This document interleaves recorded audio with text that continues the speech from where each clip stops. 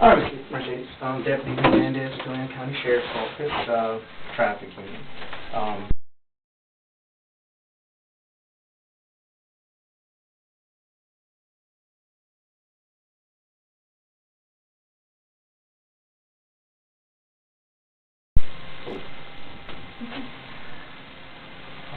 right.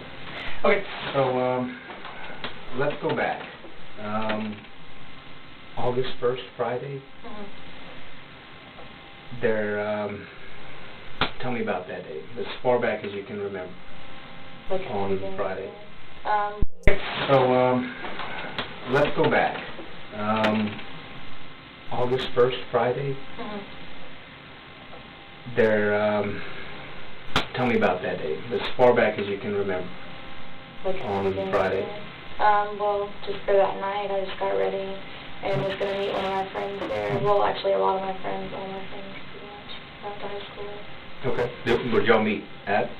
At Atmosphere. Okay, so let's start there. And when you describe a location, like where you went to somewhere, just try to include a time frame, so we can get in chronological order. Yeah, I probably got there around 10. Okay. Were you at Golden Park prior to 10 o'clock? Yeah, earlier that day I was. Okay, so let's start like right there, the earliest at 2513 Golden Park that you can remember on Friday. I went there to my brother's house, saw Chris, hung out with him. Jordan was at work, and saw my brother and Skylar. And my brother gave me a shot, which is a mixed shot, my B12 shot, because I can't get it myself. Okay. So my brother gave me a shot, and then I left there, went to Chipotle, went to my friend Kaylee, and then went back to my house to get ready. Okay. And then you went to Atmosphere? And you said it was 10 o'clock? Yeah. Okay, well, take me through that. What's going on in Atmosphere about 10? I was selling tickets and stuff to people, meeting up with a lot of my old friends. They needed tickets, and I was going in and out, saying hi to people I knew that were at the bar. Who was at Atmosphere that night?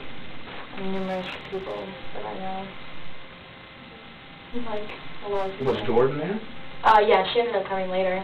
Okay. She was there as soon as I got there. Her and Chris walked in around probably like 11:30. Okay. Did you see Peggy there? Yeah. Okay. And Austin was there? Yeah. Okay. They were all there. Do you know anybody by the name of Ryan? Yeah. I've known him for a long time. Oh, okay, cool. So they were all there. Tell me, what are they doing? I don't really know. I saw Ryan. I didn't know what he was doing. Yeah. I'm going around to all my friends, talking to people, so I never really was standing and watching and keeping tabs on other people. But I'm sure Jordan was with Chris, not doing anything. She wasn't drinking. She wasn't banned at 21. She's not. Same thing with Teddy. He actually got kicked out twice. And then. Oh, really? That night? For what? Yeah. He was underage drinking. Like, he got caught drinking a beer, so they kicked him out. And then they let him back in, and then as he was getting let back in, they kicked him out again because they didn't know that he was going to be able to stay. Because I went to my friend who owns the place, and I was like, just let him back in. And he was like, I'm going to let him back in, but if he gets caught drinking again, he's going to get kicked out. And we told Teddy, like, don't drink anymore here. Right. You know, you can't drink here. This and that. So he didn't. Okay. How about Chris and Ryan and anything like that? I saw Chris numerous times the other night. I was actually up at the front of the stage dancing with him and Jordan and a lot of our other friends. So. Okay. What else happened in Atmosphere? That's pretty much it. We just danced, or did a lot of movies or music and stuff like that. Yeah.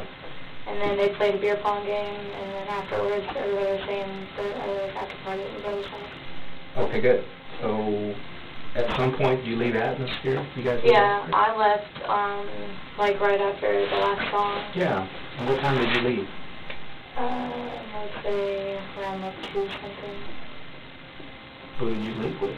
I left by myself because Katie was going to come with me, but she ended up, Jacobs, and she was going to go with me, but she ended up not wanting to go with me because she asked me to buy her a bottle, and I told her no, so she ended up riding with somebody else. Do you know who she was with? No, I didn't see who she was with. Did you know what time Jordan may have left? They probably left not even 10, 15 minutes after I did. Okay. But I didn't go straight to my brother's house. I went to Wendy's to get more water. I stopped drinking 2 songs before. About Teddy, did you happen to notice what time he left atmosphere? Did you? Okay. Yeah. All right. So you leave the atmosphere about 2 a.m. Mm-hmm. And do you go get some meat? Yeah, I went to Wendy's. And then? Went to my brother's house. And it was just a lot of people weren't there at first. It was just like me, Jordan, Austin, Teddy was there, Katie. I think that was all for like the beginning of everything, and then everybody just started arriving. Okay. And just to clarify, when you say your brother's house, who's your brother? Austin. Okay. And what's the address? I think it's 2513 Golden Park. Okay. Okay. So what time do you arrive there? Probably like 3:30. Okay. And then you mentioned that you saw some people there. Who'd you see again? There was a lot of people from Atmosphere that I didn't know, and I don't know their names. Yeah. And then there was like the whole band, like Miller, John Pop, Jared, Bird Dog, like all of them. Okay. And definitely Jordan. Yeah. Teddy. Brother. Okay. Now, at this after party, we've got a lot of versions of what happened. They're all kind of the same. Yeah. So you're here at this after party. What's going on? People are just listening to music, having a good time, talking to each other, reminiscing about high school. Pretty much that's all I did. Are they consuming alcohol? Yeah, that was pretty much everybody was. I didn't drink at the after party though. Yeah. What else was being consumed besides alcohol? From what I saw, nothing. I smelled weed, but I never saw anybody smoking it. And I definitely don't know if anybody was drugs that were being consumed at the party.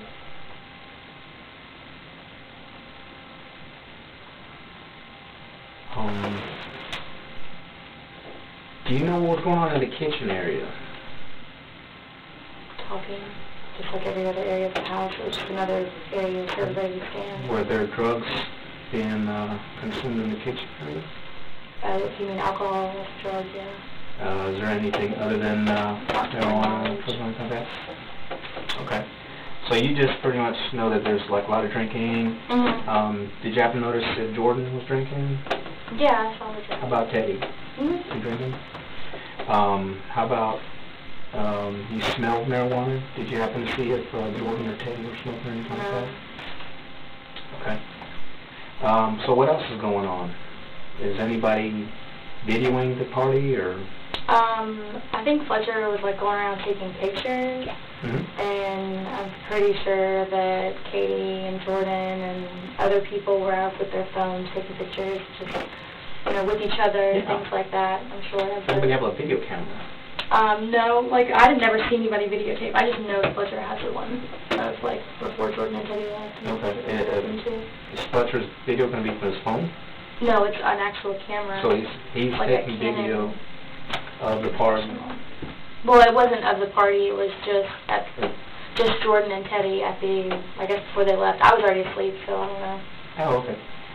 I just heard that's what Fletcher told me. Yeah. Jordan was seen doing some hard drugs. Really? Did you happen to see anything like that? I did not. Do you know who may have introduced her to those drugs? No, not at all. I was unaware that there was even drugs like that at the party. Oh, okay. Well, let me ask you this. At some point it starts to wind down. Do you know what time that is? I went to bed at between 5:30 and 5:45 is when I was laying down upstairs. My brother's room. 5:30? No, 5:30 to 5:45 is when I was laying down. Now, as they're starting to wind down, people are getting hungry? A lot of people were just leaving, going home, stuff like that. So people were just staying around talking. Were you in the living room at about 5-ish? Yeah, I was down. I had just come back inside, and I walked into Jordan saying he always locks me out of the room, this and that. Yeah. And Chris had gone to sleep. Like I said, he was the first one to go to sleep. And he had locked the bathroom door and his door, so Jordan couldn't get inside. And she was like, I just want to kiss me goodnight, and then I'm going to come back out here. And she was like, I can't open the door though because it's locked. And I said, okay, well, give me a knife and I'll open the door. So I jiggled the thing and I opened the door. And then I told her I'm going to go to bed because I still didn't feel good enough to drive. So she got me a glass of water and a blanket, and she followed me upstairs into my brother's room, and she laid me down on the couch and she kissed me on the forehead. That's all the time I was Okay. Who was awake during this time? About 5-ish. Teddy, Jordan, Katie, Austin, members of the band from Morning Patty. Mm-hmm. And there was one guy, I don't recall his name. His name could have been Tyler. I'm not really sure. Yeah. Okay. Did you see Teddy do anything other than drink? Mm-mm. Did you happen to see if Jordan went anywhere, or did she go with anybody? I mean, around the party she was going everywhere, but everybody was.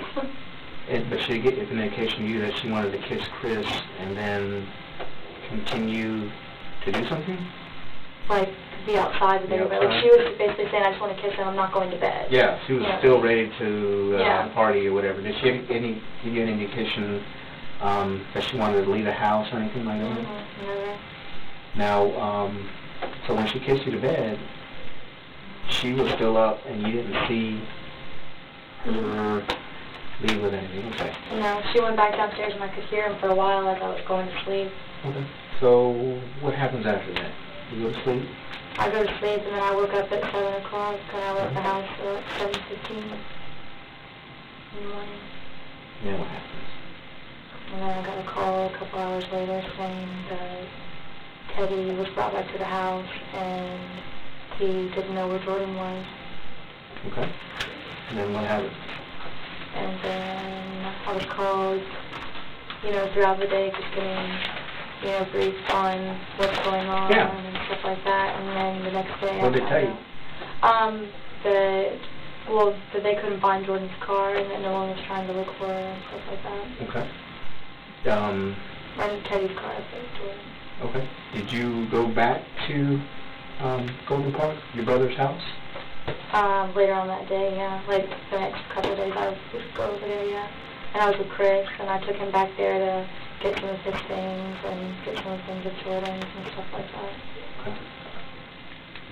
All right. He was like my best friend, Chris was. How would you describe Teddy? Funny. Great guy. What else? Smart. Really smart. Does he have a drinking problem or anything like that? Or? I wouldn't say so. Okay. Did you happen to notice how he was that night? He seemed fine to me. Everybody seemed fine to me. Okay. Did Jordan seem fine to you? Mm-hmm. Could you tell the effects of an alcohol on either of those people? Just in like a happy type way, not like slurry or sluggish or, Okay. anyway. Okay. All right. Let me ask you this.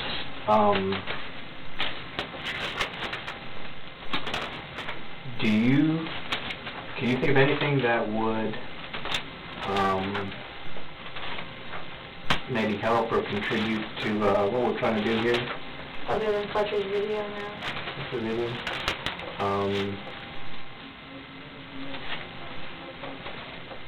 Have you heard anything since that might help us out? No.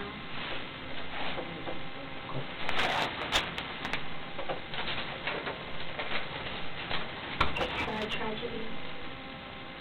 Yeah. How well did you know Teddy or Jordan? I've known Teddy for years. We went to high school together. I've known him since I was in 9th grade. and Chris Fletcher. We're all in the same grade, we're best friends. And Jordan I've known since me and Chris have been together for about 9-10 months. That's why I've known him very well.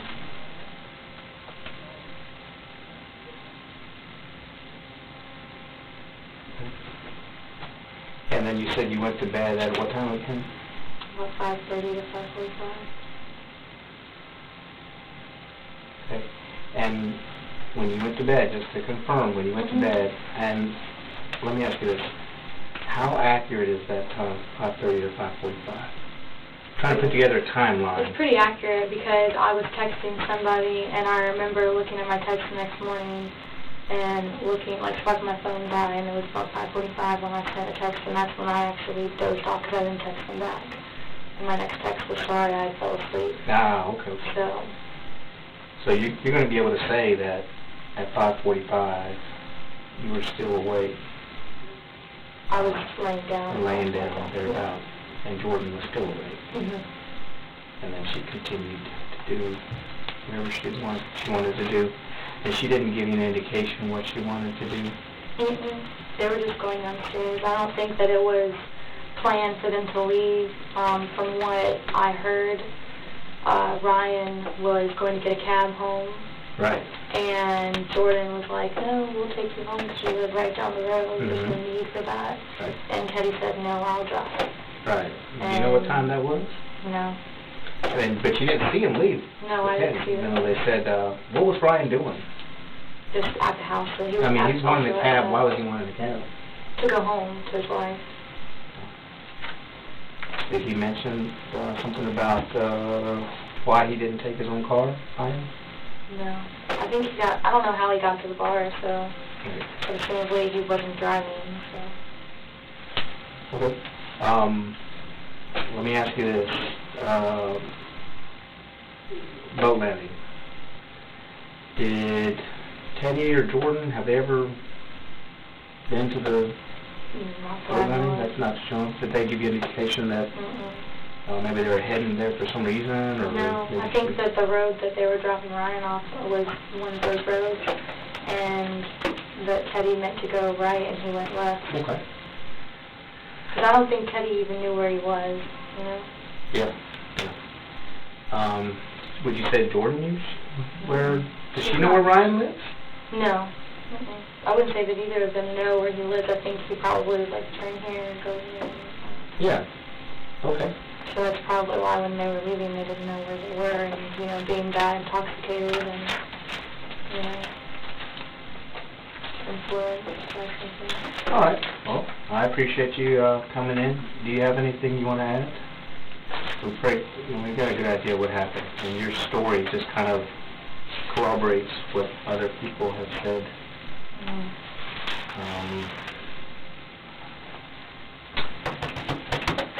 The only thing that I need or want to ask is if anybody has seen Jordan, Teddy, and Ryan leave. I didn't see them leave. Do you think of anybody that might have seen them leave? Because I was asleep. As far as I know, Skylar was asleep. The last person I think that would have saw them awake would have been Fletcher. And he said that he had gone upstairs, so he didn't see them leave. So really the last person with them was Ryan. He's the only one that would know up to the point of leaving and leaving. Okay. Any questions? Yeah. All right.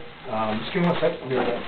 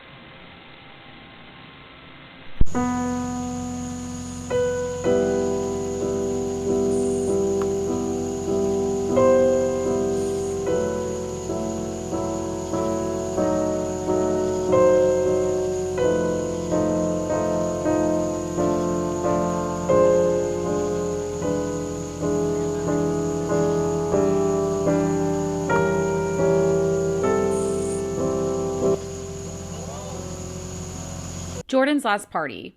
Intro.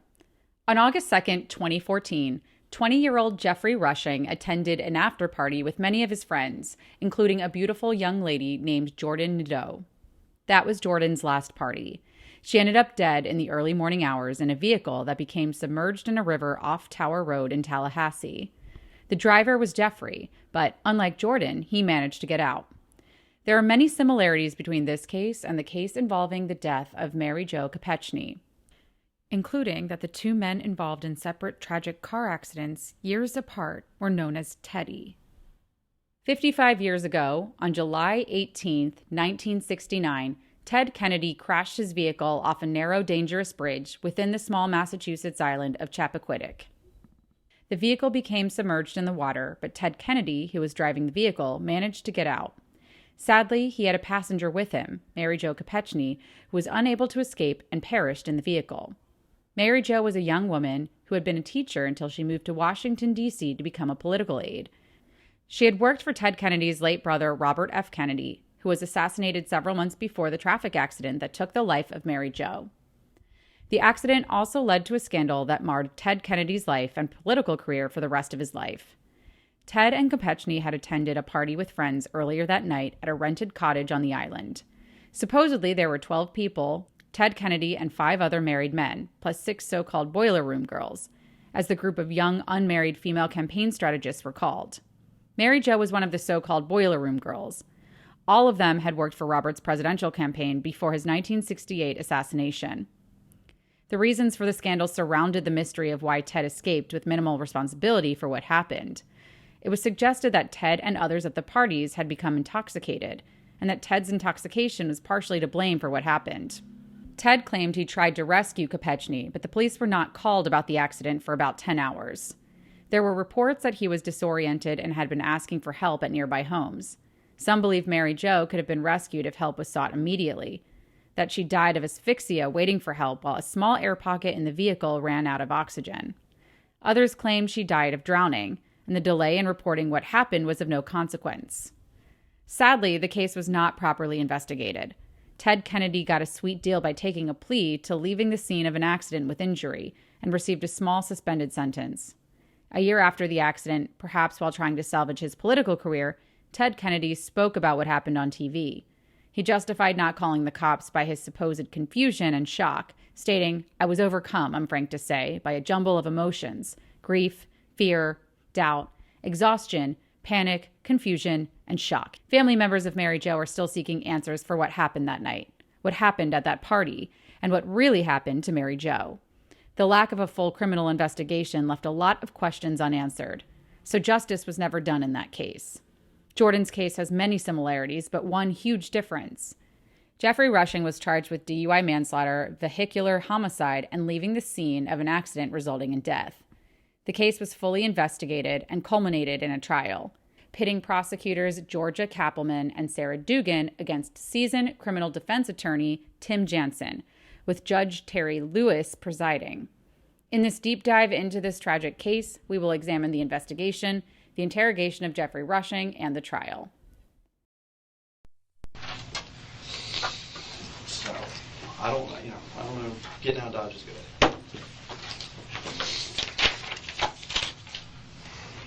We go, we ready? Yeah. Okay. You go by Mercedes, right? And what was your first name again? I've got it written somewhere, but what? Melinda. Spell it. Capital D-E, capital L-Y-N-D-A.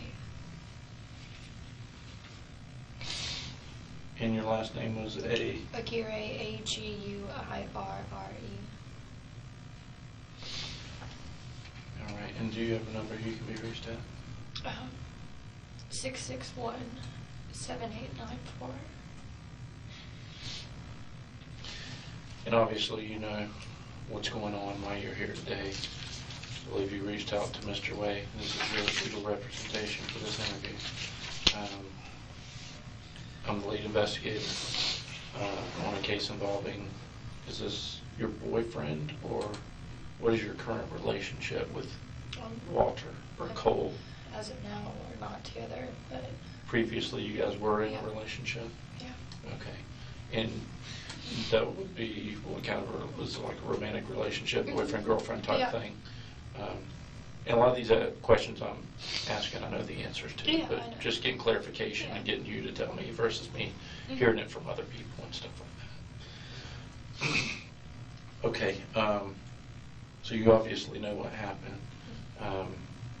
And again, I'm hearing this stuff secondhand, but I want to hear it from you. So you can just start at the beginning and tell me what happened and what you know about the whole thing. And I'll ask you some questions and clarify some things. But I do want to say I appreciate your willingness to come in here. This is a very serious thing, and it takes a lot of courage to come in here. And I do appreciate that. And I appreciate you being strong enough to come in here and do that. It's not an easy thing to do. I mean, the easy thing to do would be to, turn and run, but this is the right thing to do. So I just ask you to be truthful. That's the biggest thing here. Just be honest, be forthcoming. If you don't know the answer to a question, it's okay to say I don't know. Don't feel like you have to answer something the way I want it answered. Okay? So let's just start at the beginning and tell me what you know about the incident and what occurred, what was relayed to you, everything. He called me, I believe it was Sunday morning. Okay, and this is Sunday morning. Cole? Yeah, Cole. And this is, do you know his real name? Walter Colson Rayborn. Okay. I need you to go through this. It helps if you know everybody's full name, you can just tell them the full name all the way through so you can keep the names straight. I know it's hard. And, okay, and he's your boyfriend. He called you Sunday. And I think it was around like 7 in the morning when he called me. And he had told me... What number did he call from? His cell phone number. And Do I don't you have know. that? I have it in my phone. I have it. Know it. We have some text messages back and forth if you're going. I told Jim if you wanted it. Okay, yeah. Is that okay? Absolutely. I got it right here. Should, can I get a consent form? Absolutely. Whatever you I'll want to get do. a consent form? Yeah. I have them look at pertinent stuff. Yeah. 459-7803. This is the one I had from weeks ago, if it's not changed. That's the same. Yeah. And if there were some threats on there that he had made to her previously that had gone back and forth, I didn't know how much of that you needed. Okay. And he had texted her some threatening information prior to this whole thing happening. Okay, I do want to address one thing. There's 2 ways we can get information out of a phone. We can either do what's called a Cellbrite report, which extracts everything, or we can take digital photos. Is there anything that you don't want us looking at on your phone? I would say just pictures that me and him have sent back and forth to one another. And really, there's just one on there. Is there anything in those pictures that would be pertinent to this case at all? Nothing like Nothing that? at all. Okay. Can you delete that photo before we give him the phone? No, because it's like on it. The way the iPhones are now, like you can go back and it shows what you've sent, no matter if you've deleted it or not. All right, we'll figure something out. I mean, They're not going to be looking at your... I don't care about that. Yeah, I know. I'm investigating a double homicide. Yeah, They're I not don't gonna care put you on the about that. internet. Yeah, you're not... they're This not is gonna- their, Don't worry about it. if it gets seen, it gets seen. They're not going to be ones that... Found you in bed together, so I think they got the full picture. Right.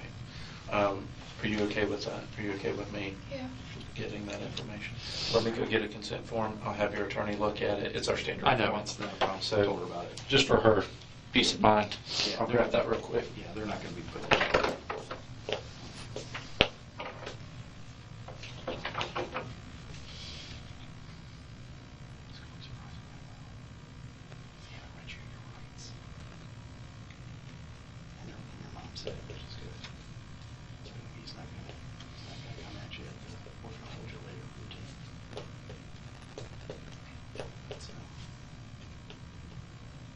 See, I'll drop the thing in there, all the threatening stuff.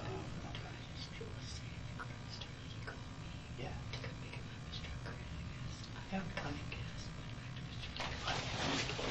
tell him everything. Just lay off the sex hours. I do, you know what I'm talking about. Just don't get into that. You want to look at that before I fill it out? Does this thing have a password code on it? Mhm. And what's the passcode? It's Is it a thumbprint? a thumbprint, but I've got an access code, but I think it's just the number. It's the center numbers all the way up. So it's 0852. Yeah, Okay. that's what it would be.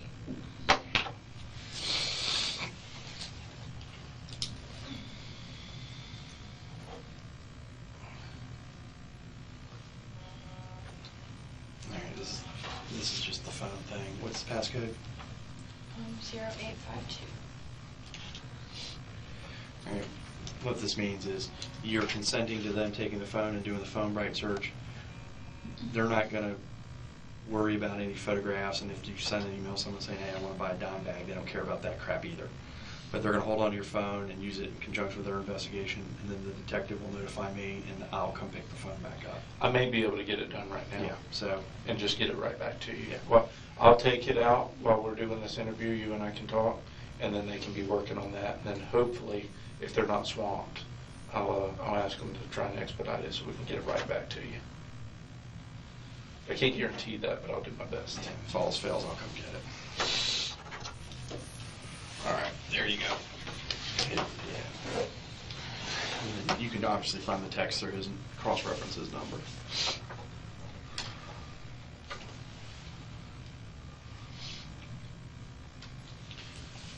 Okay. 416.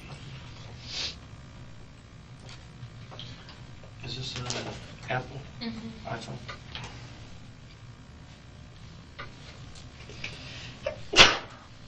Bless you.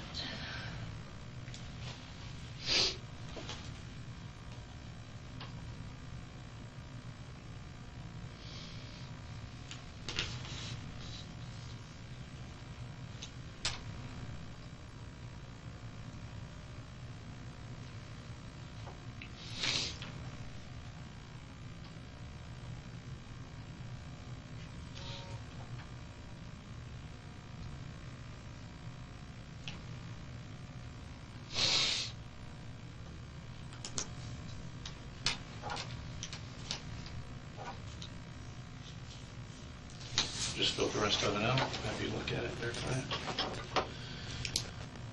Okay.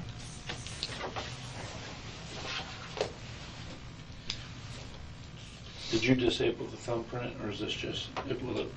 Yeah, whenever like you do it, it'll come up and it'll ask for like thumbprint, but if you just swipe this way, it gives you the option to do the code. Okay. So you don't have to have, that's why it gives you either or. Got it. Okay, put that on there. We're ahead of the game. Let me see if I can get somebody to do it. I got it. Right there, all right.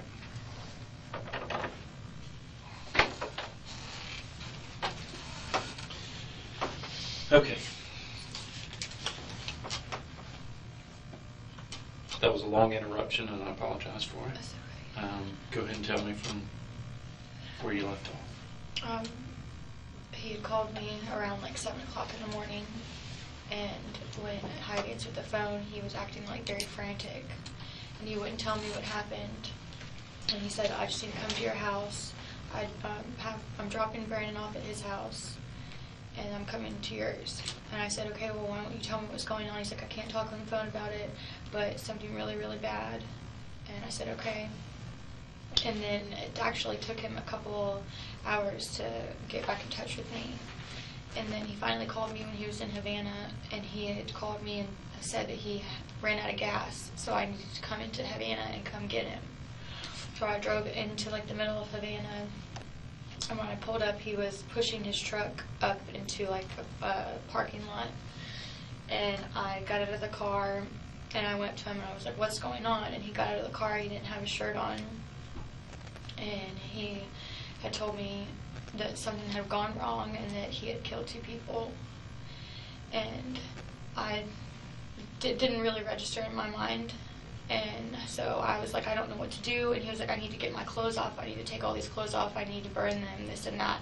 And I was like, Cole, do you not realize where you are right now? Like, we're standing right by a road. There's cars coming by. Like, put your clothes on. Like, he was taking his clothes off, and like he was basically hanging out of his pants. And I was like, you need to put your clothes on. So I put his clothes on, and I was like, you need to go get in my car. and I sat him in my car, and then I drove him up the road to a gas station. I bought a gas tank thing, and I put like a couple dollars in it, and I went back to his truck, and I filled his truck up. And I told him to follow me to his friend's house, who also lived in Havana, and his name is Chris Gerald. And we went to his house, and once we got there, Cole took off all of his clothes, and he put them in a barrel that Chris Gerald had in the back of his house, and he set it on fire. And then he came back, he got back in my car, and we drove back to my house. And then me and him showered, and then after that he got in my bed, and he passed out for a couple of hours till later on that night. And when he woke up, he was, kissing on me and stuff, and I was like, I don't want to, kiss you right now. Like, what the hell, what's going on? Like, what happened? And he had looked down at his arm, and he noticed that, there was a cut on his arm. And he said, oh my God, it wasn't a bad dream. He said, Mercedes, I'm going to go away for the rest of my life. I killed 2 people. And I said, what are you talking about? What are you talking about? And he said, look it up he said, pull up WCTV right now. And I pulled it up on my phone, and that's when I had read online that the police had responded to a fire at the 2700 block of Tharp Street. Okay. What else did he say about it? Right then he had asked me for my phone and to call his lawyer, and I gave him my phone, and he started talking on the phone with her and explaining everything to her. And I guess like they had conjured up him coming to Tallahassee for a meeting or whatever. And that's when I had driven him back to his truck. What day was that? That was Sunday. Oh, okay, that was Sunday. Yeah. Do you know who he spoke to on the phone? Annabelle Diaz. Okay.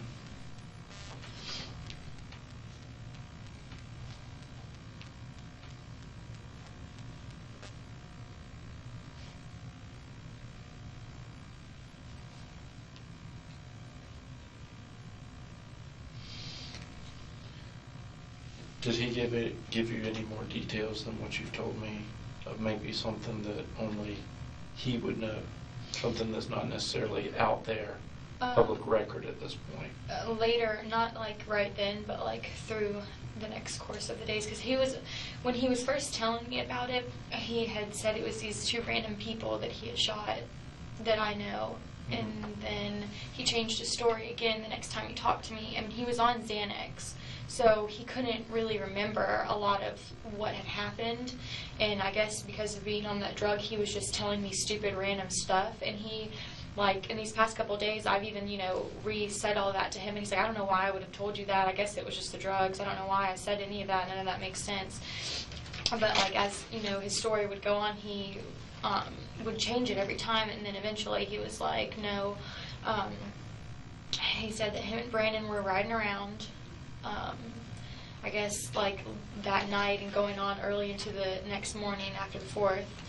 And he said that Brandon had mentioned to him that he knew of some guys selling drugs in Tallahassee, and that he knew that there was like pounds of marijuana and thousands of dollars in this house. And Brandon put it in his head that we should go rob them. And Cole, of course, was all fucked up and was like, yeah, that sounds like a good idea. And they drove over there. And Cole said that once they got there, Brandon was like, no, I don't want to do it anymore. I don't want to do it anymore. And, like, was basically, wimping out of it. And Cole was like, well, you take my truck, and I'm going to show you how it's done. I'm going to show you how you get stuff done. And he said that he took boxers and he wrapped it around both of his arms to cover up his tattoos, and he had a bandana covering his face.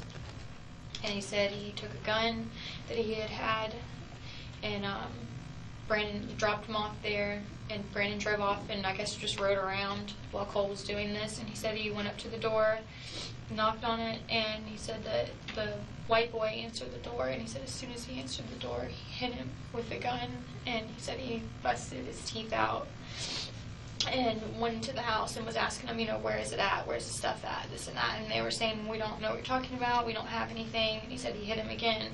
And he said that every time he would hit him, they would say, oh, okay, well, there's some bud back here. And then eventually he was saying, okay, well, we have a little bit of money, or oh, we have a gun over here. And then he said eventually he tied him up with PlayStation controllers or something like that. And he told him, or he made him get in the bathtub. And he said that he shot the white boy in the face. And he said he knew that he was dead instantly. And that the black boy was sitting there telling him that he didn't want to die. So he shot him in the stomach and in the leg. And he said that the boy tried to act like he was dead, and Cole said, I know you're not dead. You know, I know you're not dead. Where are you hit? And the kid said, I'm hit in my arm and in my leg. And then he said after that he just shot him in the head.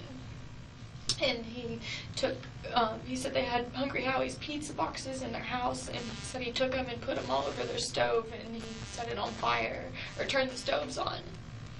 And he said that by the time that he got to the front door, the whole place was engulfed in smoke, and he was trying to get out of the door, and he said he couldn't, so he took You said why he couldn't get out of the door? He said because of the smoke. He said it was so smoky, and like he was having just trouble getting out of the door. So he said he took either, I don't know if he said it was his gun or the boy's gun, but he said he went like that and he busted the window out.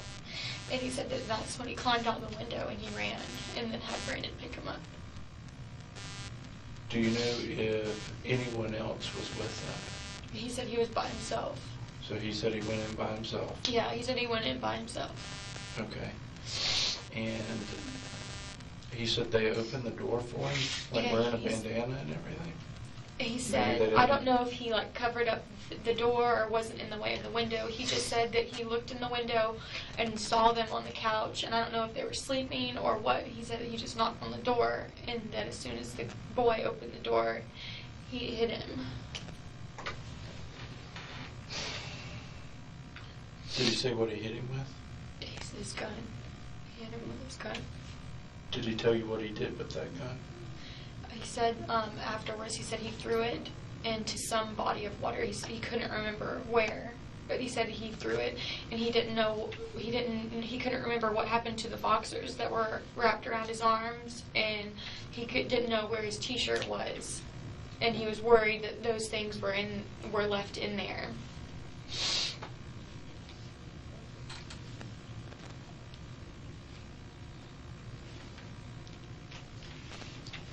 He didn't say anything else about where he threw the gun? Mm-mm. And go over with me one more time what he said about what he did while he was in there.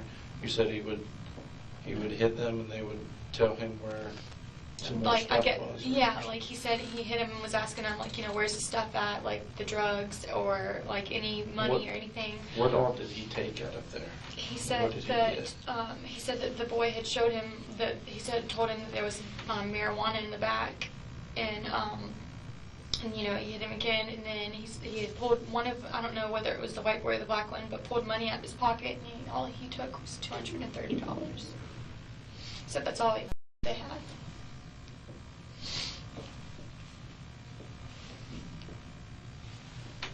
And he said initially, when he had tied them up and put them in the bathtub, he had told him to count to like 30, and he was going to leave. And he said that when he had done that, he had turned a certain way, and he said his bandana fell off of his face. And they saw him. And he said that's why he initially killed them, because they saw his face. And he said, I had to kill them because they saw me. And people, when they say, I'm not going to tell you, I'm not going to tell who you are, he said that they never do that. So that's when he immediately shot the white boy. And then that's when the rest of everything else happened. Did he say how many shots he fired? Mm-hmm. Or did he talk about, you said something about the victim's gun? Yeah, and I don't know if he shot them with their own gun or his gun, or. But what did he say about it?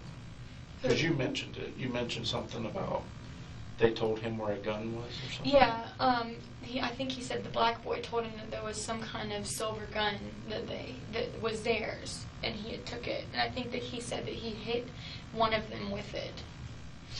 But I don't know if he shot them with their own gun or with his gun or both.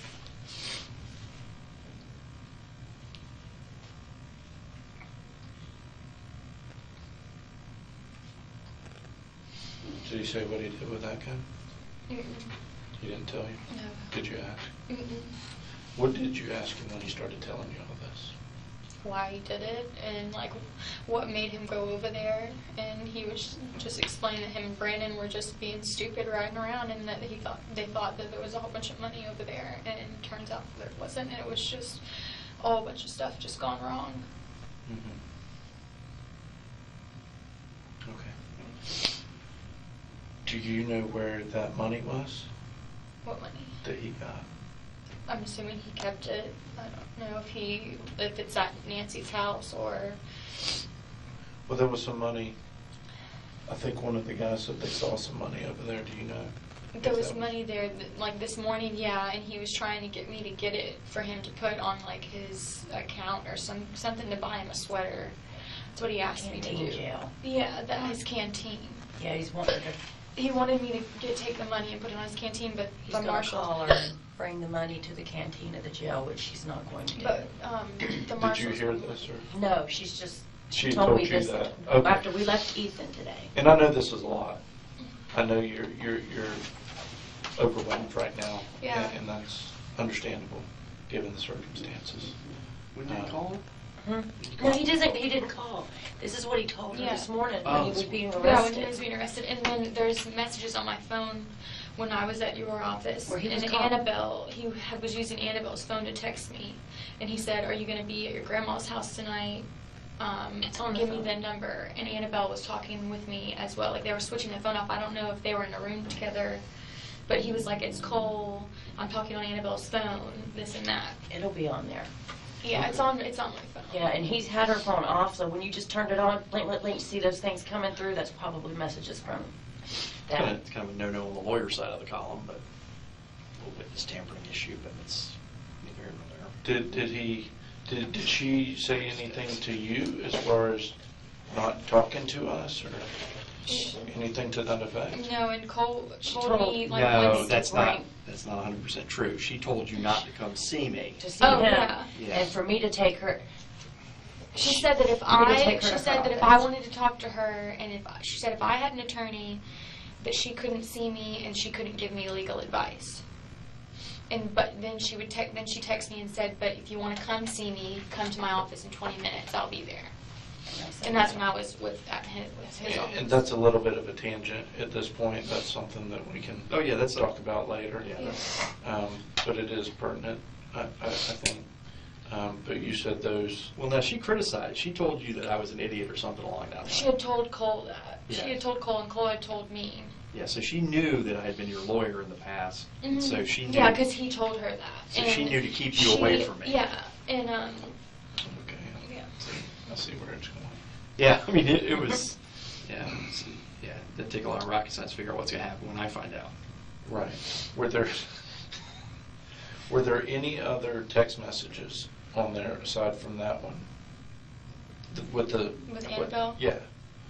I mean, you said there were some other text messages about some threats. I wanted to get into that a little bit. But I have you can go through our Facebook messages where we've gotten into arguments and stuff, and he's said things on there like. Tell me about the one that was on the phone. What happened with that incident?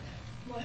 The June one where that he's threatened you, and that the texts are kind of menacing in terms of. Oh, when I was with Steven?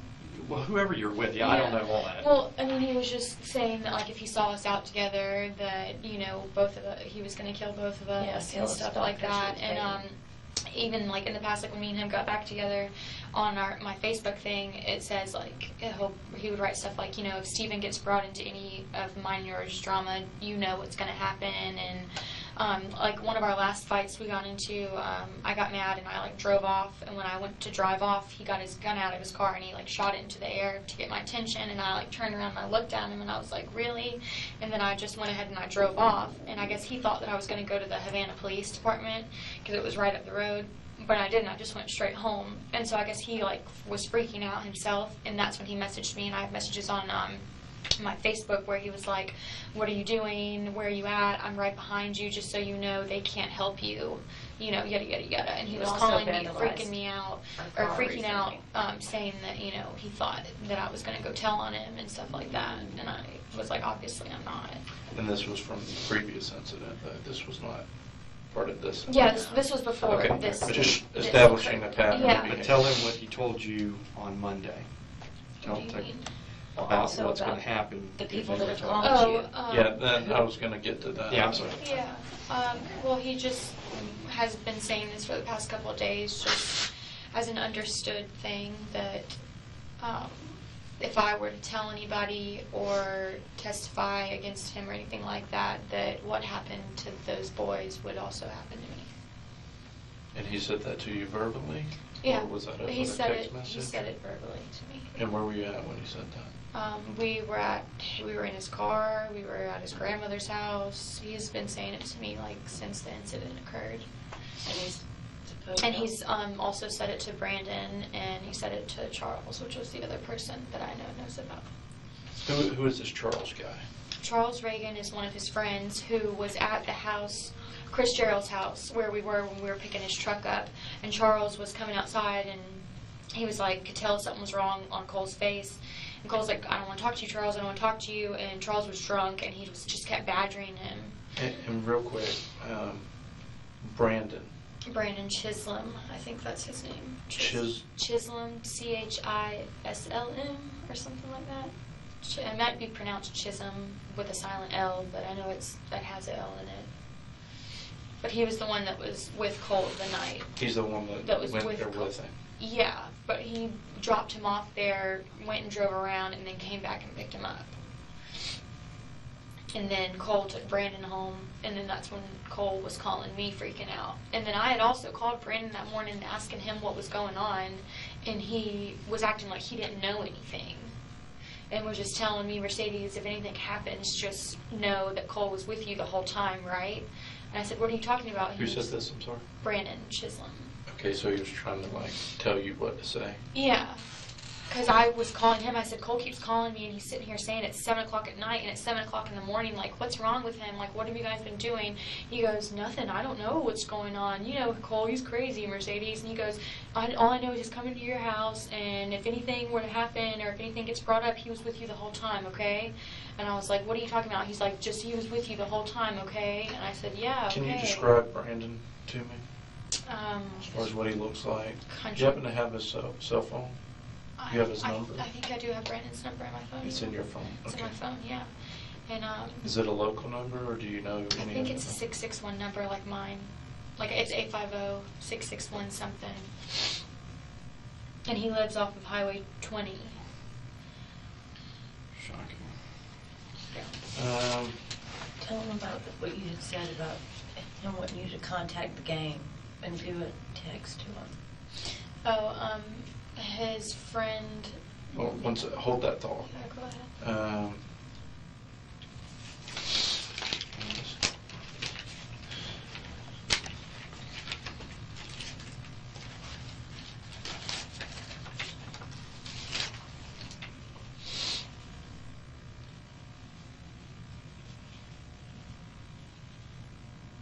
You said Brandon's number was a 661 as well? I believe it is. If I were to say the last four, would you recognize I it? wouldn't. Okay, Mm-mm. I'm not going to worry about it. I could probably figure it out. Yeah, he's in my phone under Brandon. Just Brandon. And he's the only Brandon in my phone that doesn't have a last name.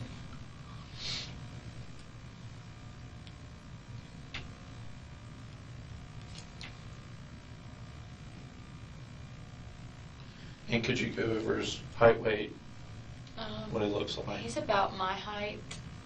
How tall would you say you are? I'm like 5'8". 5'8"? Yeah.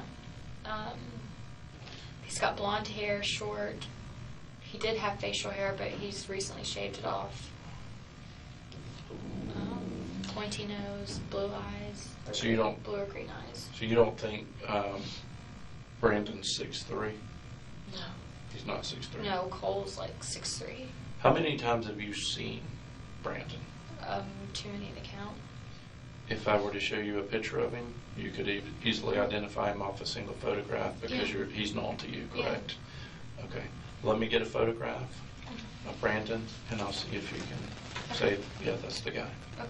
All right. And I'll check the status of your phone.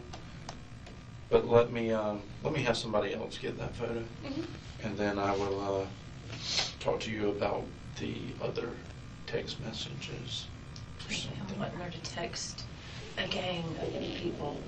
Yeah, the Nation. Okay, tell me about all that. Yesterday, Cole was telling me that his friend Tyler, I don't know his last name, but his name's Tyler, and I have a picture of him on my phone, actually, that Cole sent me of him.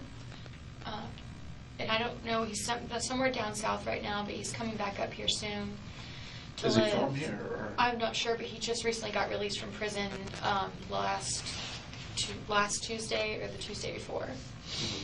And he told Tyler that, you know, if anything were to go wrong within these next couple of days, and if anybody were to go testify, meaning Brandon or Charles, that I was supposed to call him and tell him, 21212, which is their whatever code for, shit's hit the fan or whatever. What is it? 21212. 21212 is a code? Yeah, it's like their thing of, like, I don't know, they say it to each other every time they get on the phone with one another. They say, like, 1488, and it's all this stuff that he has tattooed all over his body, and it's, like, all things that mean something to them, and with numbers and letters, and it all, I don't know what it all fucking means, but, means something to them. But I was supposed to call him, tell him that, and he would know by me saying that he was supposed to come up here and either kill Charles, Brandon, or even if something had happened and that was still related to him, maybe me, and he said that all I was supposed to do from that point on, if that was going to happen, Tyler told him all I would have to do would buy him a bus ticket to get up here. But he never gave me Tyler's number or anything to call, but I'm assuming that, he thought that, I guess he was going to give it to me from some point on. But I never got the number from him, so I don't know his number. But I do have a picture of him on my phone.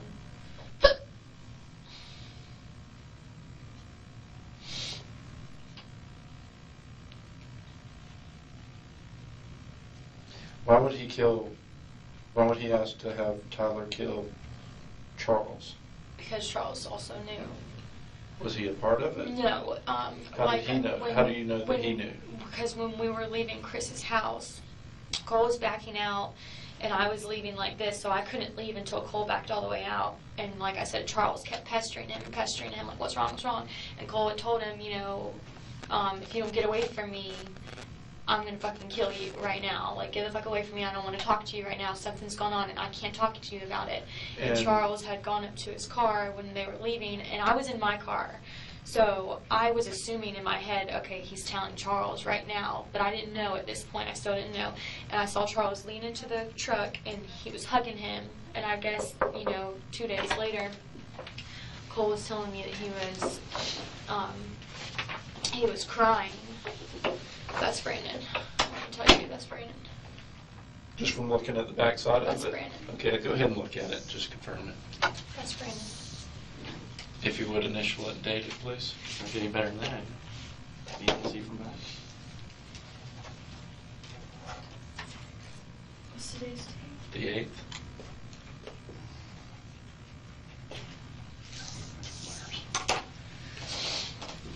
And now he doesn't have that facial hair. He shaved it off. Clean shave. Okay. So,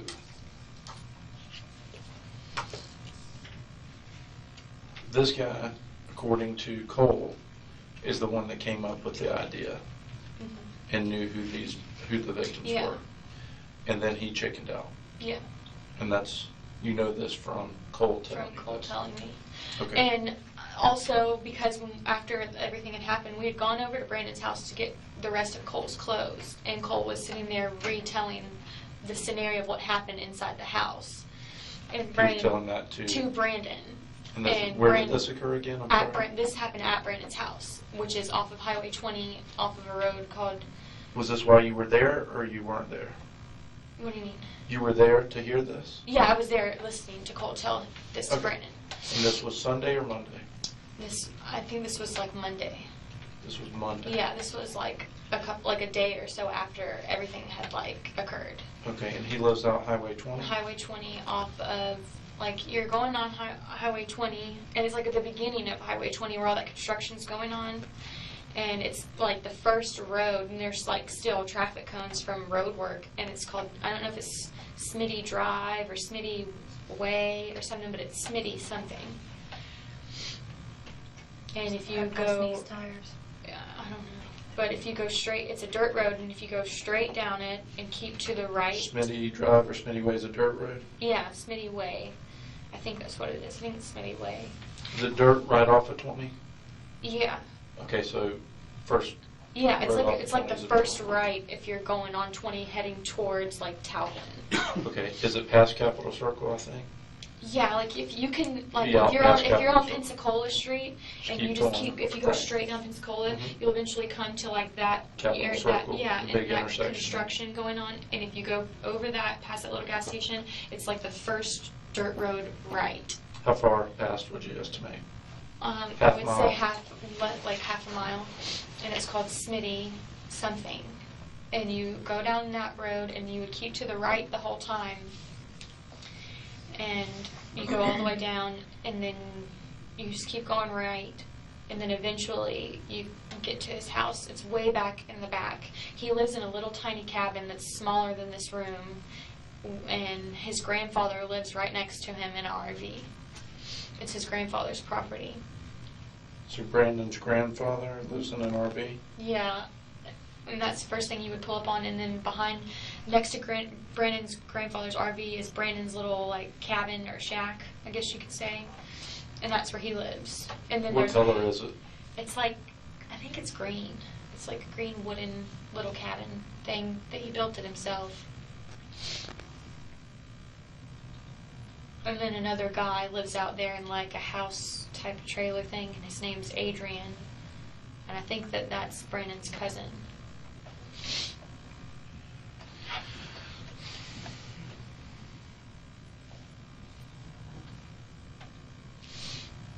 What does Brandon drive? He doesn't have a car.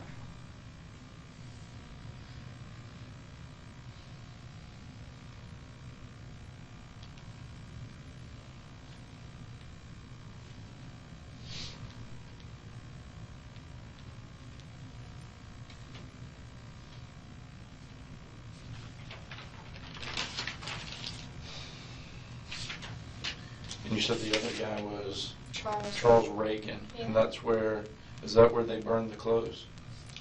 It wasn't at Charles's house. Charles lived in that house at one point, but he doesn't live there anymore. Right. But that's Like Chris Gerald's house was where the burning of the clothes happened, and that's where that conversation occurred between him and Cole. Between Chris or between? Between Cole and Charles, but Charles. it was at Chris's house. Was Chris present? No, he was not present So- at any time. So, as we know, and as you know now, Cole has or has not told Chris about what happened. Yeah, as far as I know, Brandon, me, and Charles were the only people that knew about it. Okay. And just reiterating, Brandon was the only other person involved in this as far as what Cole told you. Is that a fair statement? Yeah. Okay. What happened when the marshals surrounded your house this morning? I was sleeping, and I was woken up by the doorbell being rung, and simultaneously Cole shaking me, saying, "Wake up, wake up, wake up." And I was like, "What's going on?" And he said, "The federal marshals are here." And I was like, "What are you talking about? Like, are you joking with me? Like, what's going on?" And then I heard them banging on the door and, saying, "This is, federal marshals, call out if you're in there, etc." And I was like freaking out. I was like, "I don't know what to do. I don't know what to do." you know, what are we going to do? And he said, well, they're here to get me, Mercedes. I'm going to prison forever. That's what's about to happen. And I said, okay, well, should we go answer the door? And he said, no, we're not going to answer the door. And I said, okay, well, what are we doing? And he was like, you know, fumbling around, and he had a bag, and he ripped this bag open, and he took out like a scale and a sifter and a grinder, and he threw the grinder in his grandma's trash can in her bathroom, and he was taking the scale and the sifter, and he like tossed him at me, gave them to me, and was like, go dump these in the toilet. So I went in there and I threw them in the toilet, and he was like, no, wash them off. And I was like, I don't know, you know, what you want me to do and this and that. And so then he got in there and was washing them off, took it out and threw those directly beside it. And then he started flushing a whole bunch of stuff down the toilet. Do you know what it was that he flushed? What was it? I think it was cocaine.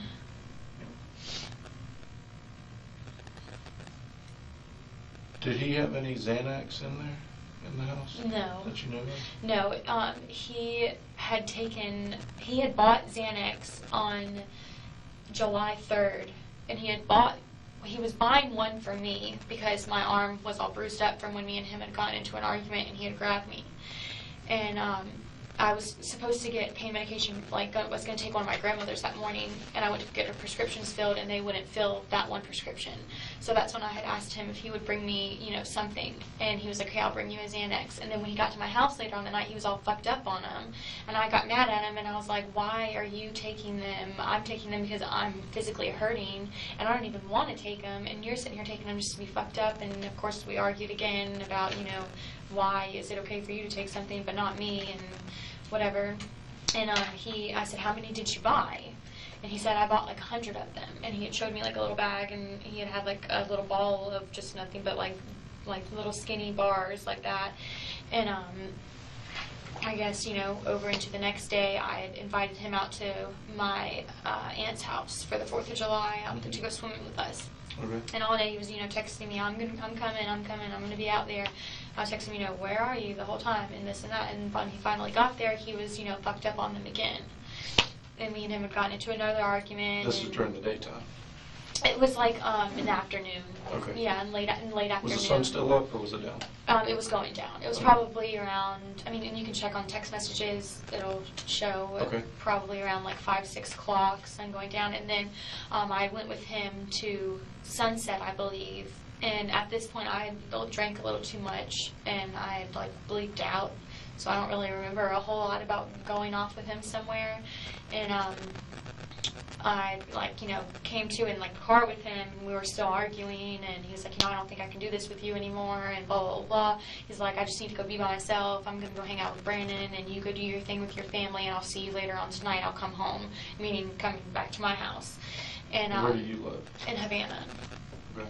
And that's when, you know, he wouldn't text me, he wasn't like responding to anything, and I was okay, well, I'm just going to go home. And he was, you know, messaging me. What time was this? This was late into the night, probably around like 9:30ish, 10. Okay. And because I remember I think I was in my bed by like 10:30, because I was like, you know, I'm just going to go to bed. And we were arguing so much, and he was like being all pitiful because of the Xanax. And he was like, I'm just going to go take the rest of these that I have, and I'm going to go drive down I-10, and whatever happens, happens. And I was like, you know, don't do that. I wish you would just come home with me and stop being a freaking asshole and stop taking these damn pills, because they're making you act weird and crazy, and like you're just not being you, and like you don't care about anything. Like he had no care for my emotions and nothing. And I was like, no, we just can't be around each other right now. I'll just see you later. I said okay, and then I just went home and I went to bed, and then that's when I started waking up, which was Sunday morning at 7 a.m. with him calling me. And we got into an argument on the phone, and he was like, I was like, why are you acting like this crazy? I was like, it's 7 o'clock in the morning, because he's like, why are you still asleep right now, this and that. I'm like, what are you talking about? It's 7 in the morning. Why are you not asleep? He goes, no, it's 7 o'clock at night, Mercedes. I'm like, no, it's not. It's 7 o'clock in the morning. I was like, I don't know what fucking time frame you're on or what, but the pills have obviously are messing with you. And that's when I got off the phone with him, because he was like, you know, freaking out and stuff, and I called Brandon, and I was like, what the hell's going on? He goes, oh, I don't know what's going on. I haven't seen him in a while. he's going to come to your house, though, and just so you know, he's been with you. If anything happens, if anything said, he was with you, all right? And I was like, all right. Didn't he tell you something about wanting to be shut out by the police today?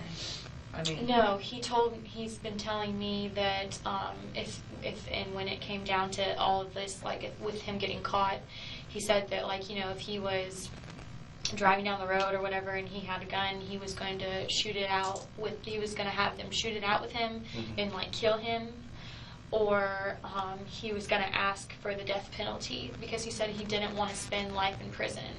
And then, like, the past couple days as well, he's been telling me that he didn't want to be around me and that I didn't need to be around him for this week because he knew that if he got caught, I was going to go down with him because of everything that I had been, you know, doing with him, like, you know, staying with him and him coming to my house, taking a shower and everything like that. He was like, you know, you're an, what is it?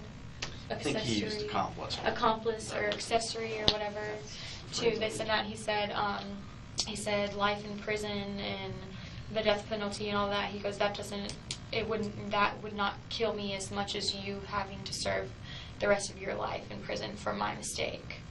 He said, I did this and, you know, this is my fault and I don't want you to get in trouble. And I got to ask you this because it's going to be asked. When he disclosed all this to you, why did you not call the police immediately? Because I didn't know what to do, and he had told me, you know, if you go tell anybody, the same thing's going to happen to you. So I was scared for my life. And also, especially with him sitting there telling me, because he was also telling me, he said, you know, I'm not really worried about Brandon and I'm somewhat not worried about you, but this whole thing with Charles, he was contemplating killing Charles. Because he's like, you know, and he goes, he's my best friend. I've known him my whole life. So for him to sit there and tell me, you know, you're going to kill your best friend of your whole life, you know, and I'm your girlfriend, and, you know. To tell the detective that, but he'd been physically rough with you on that. Yeah, I mean, he's been rough with me. He's held a gun to my face. What about his cell phone? It's in that house somewhere. What kind of phone was it? It was an iPhone. I don't know what style it was. It wasn't a new one. I think it was like a 4 or something like that. You say you broke it? Yeah, he broke it this morning. How did he do that? Over Nancy's bedpost. He smashed it. Did he say why he did that?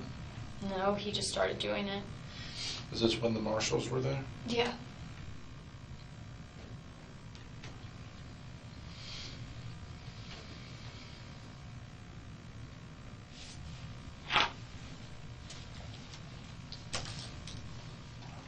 I'm trying to think. I'm wondering if your phone is done.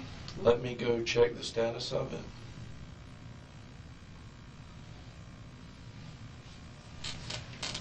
And then we'll see where we're at from there. Kind of see if my sergeant has any other questions or anything like that. You said you went to Charles's house? No, I went to Chris's house. Chris's house? Yeah. And Charles was there. Where's Chris's We can house? get Brandon's number It's in off that. Havana, directly across from the baseball field. Brandon's number.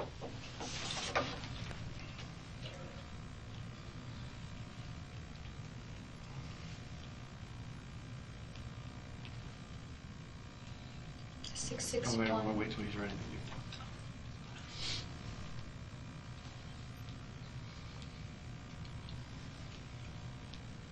And then you want to get Tyler's phone. Do you have Tyler's phone? Or you have No, Tyler's picture? I Show don't. give him the phone number, then show him the picture. Okay, so he burned the stuff at Chris's house, Yes. but he was there with Charles. Charles was there when we got there. After, okay, we went there, burned all the stuff, went to my house, shower, he slept, and then we went back to Chris's house to get his truck. And Charles was there, and Charles walked out of Chris's house then, and that's when me and Cole were leaving. But, and just let me clarify this, because, sorry, I haven't had a lot of sleep here, but It's okay. you said that you guys went to Chris's house Mhm. to burn the clothing. Mhm. After I put gas in his car, that's where because Cole's not allowed at my house, so I couldn't have his truck at my house. So we always would take it to Chris's house, which is right down the road in Havana. So you guys go to Chris's house to burn clothing. Cole wanted to go there to leave his truck, and he took off his clothes there and put them in a barrel in Chris's backyard and burnt it. Yes. Was it just the clothes he was wearing, or was there It anything was else? the clothes he was wearing. It was a pair of jeans, a white pair of polo shoes, and another cell phone. It was like one of those phones you buy at Walmart and you just throw anywhere if you don't want it anymore. I guess one of those, whatever you call them, Yeah. track phone or Track phone, yeah. Drug dealer phone, disposable phone. And there was something I just thought about, that just kind of going over all this in my mind again. Did he get marijuana from the victim's house? No, he didn't say that he did. Not that I know of, did he?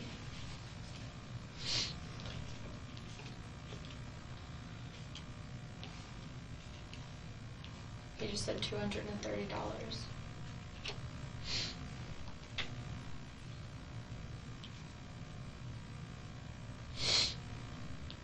Did he give any of that money to this guy? Not that I know of. Did he say that they split the money? He did not say. He didn't say whether he... One way or the other, he Yeah, didn't he tell didn't. you? No, he didn't tell me if he kept it. He didn't tell me if... None of that. He just said that the kid pulled $230 out of his pocket and said those kids lost their lives over $230. Wow.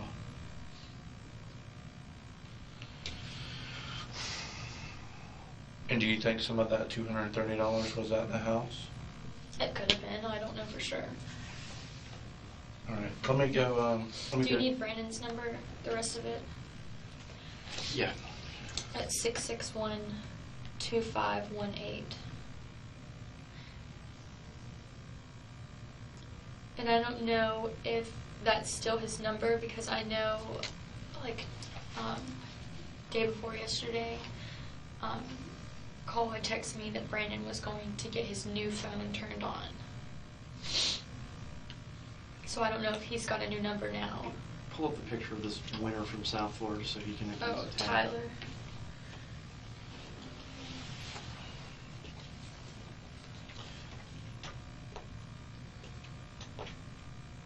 Did Cole tell you? Cole's in the white and Tyler's in the black.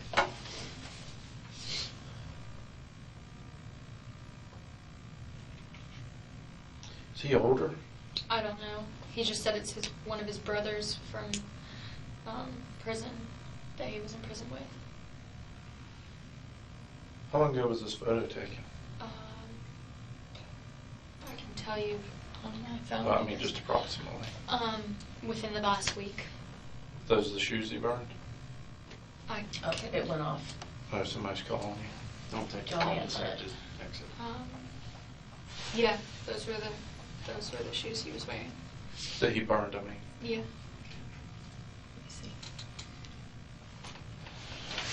Same tattoos.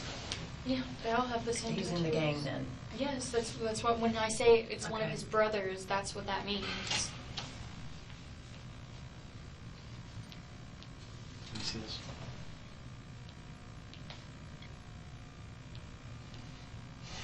And that was the day that he got out of prison. Cole went to meet him somewhere. How long have you been dating him? I would say on and off since the end of March when he got out. Okay. Did he ever discuss with you why he got his tattoos or anything like that? His gang that he was in, that he was affiliated with inside prison. Did he ever tell you that he was forced to get those, or did he do it on his own free will, or did he ever talk about that to you? Yeah, I mean, he said that there was this guy named Sandman, that's what he went by, that took him under his wing when he first got in there, because when he first got in there, he was beat up to the point of like, you know, passed out, you know, shit on himself and everything by like a group of black guys. And he said that once he healed from it and everything, that guy like took him under his wing.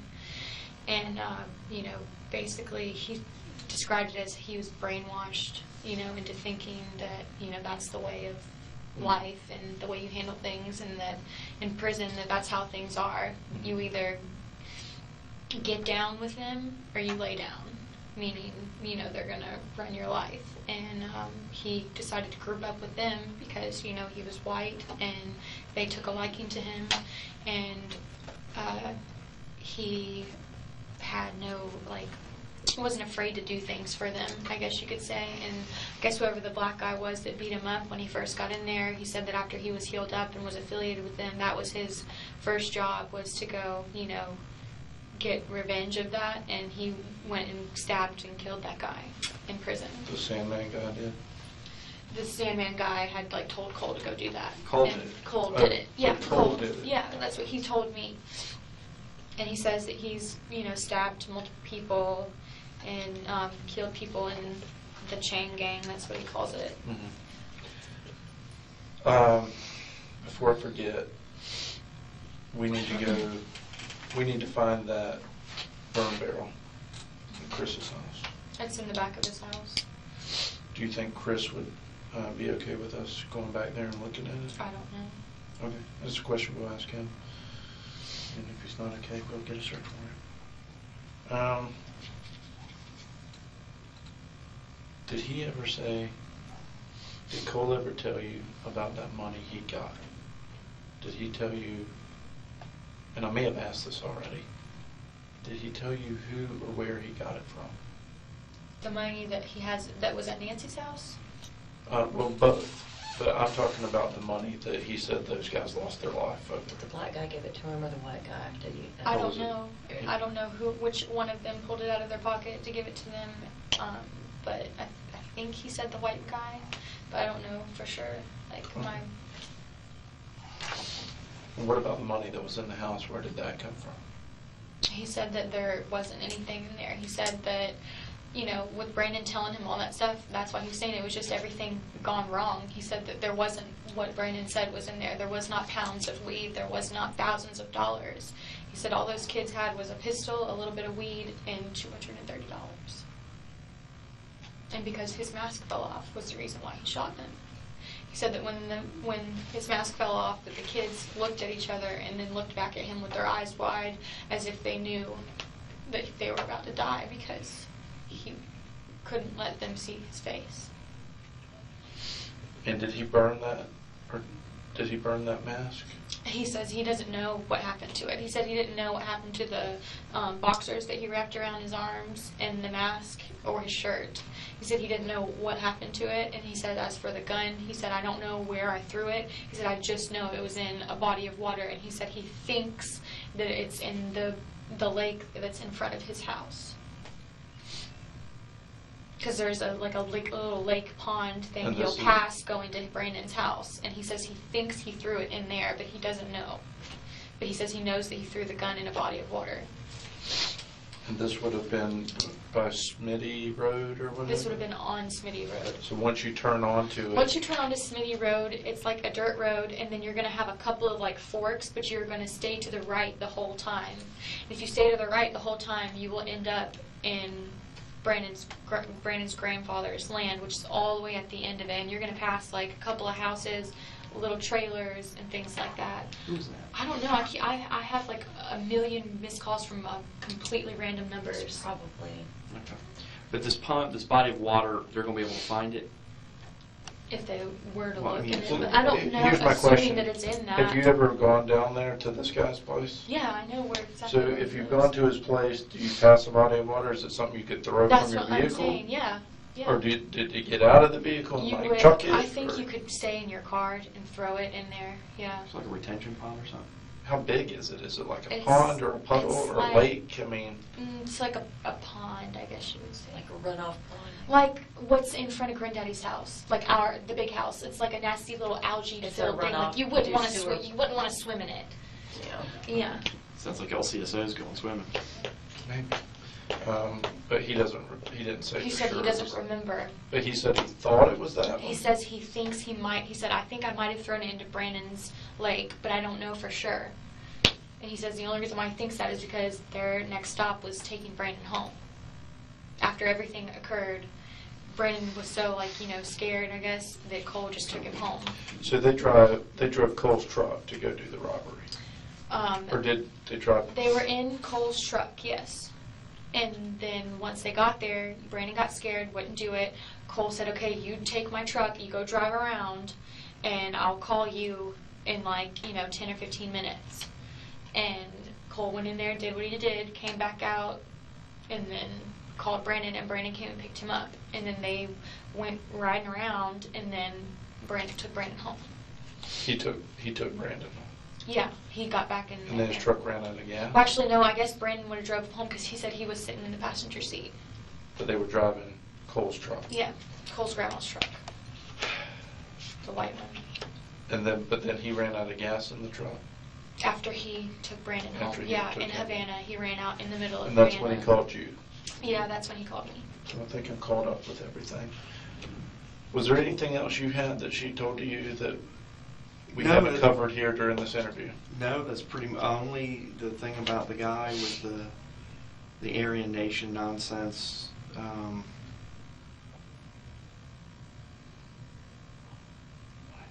He had pretty much told her early on that he was thinking about if she said anything, she would end up like the two boys. And then once he gets arrested, she's pretty quick on.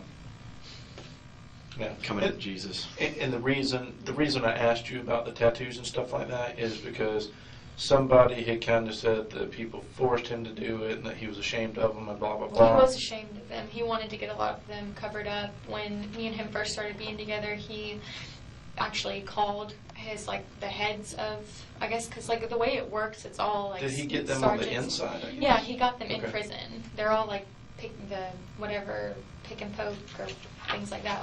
All of his tattoos that he has besides the Rayborn on his back and then the Florida emblem, those are the only two he ever got on out here in the world. Okay. But all the other ones are all in prison that he got them. And he was ashamed of them. Yeah. So that was a true statement. Oh yeah. Okay. He was very ashamed of them. He's told me that too. He wanted to get them covered up, but I had taken him to a couple of my tattoo friends, and one of them of course was black, and he was like, I'm not sorry, but I'm not covering him up for him because he wanted to get his shins covered up because it says white power down his legs, and then he wanted to get this colored in, and then his patch right here. But he said everything else wasn't really offensive besides of course the Confederate flag, but Yeah, okay. All right, let me go talk to my bosses. I think they're probably up to speed, but let me just make sure there's nothing else we didn't hit and touch base on. You've got your phone? Yeah. All right, I'll be right back with you guys. How is she supposed to handle all these calls? I'm sure they're coming in from these people. Just turn the phone off. who are all these? Just turn it off. Just turn It's it. burner phones. I'm sure it's Yeah. Brandon. I And think this 558 number is the jail. Wouldn't that be the jail? No, jail's either 577 or 606. Just don't take the calls. Turn off the phone. and people that you don't know don't answer it, Mercedes. Thanks for watching Deep Dive True Crime by Mentor Lawyer. Be sure to check out Mentor Lawyer's other channels, Mentor Lawyer Justice Network and Criminal Breakdown.